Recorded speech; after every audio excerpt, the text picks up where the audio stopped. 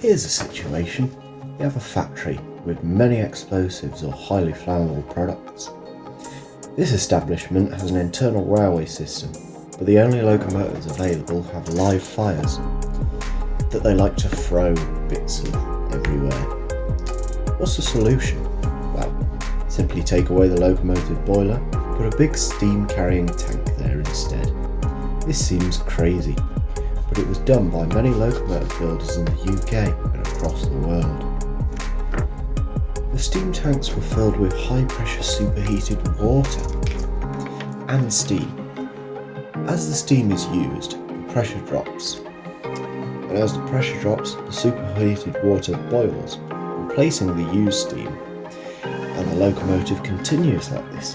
The pressure is too low to continue, and the tank must be filled again.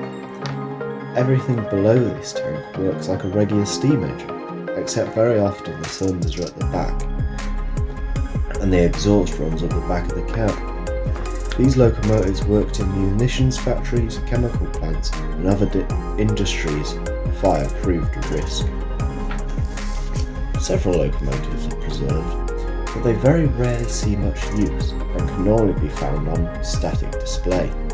This is because these locomotives always require a secondary source of steam. In factories, steam could be a byproduct of manufacturing, or they may have a steam boiler away from the danger.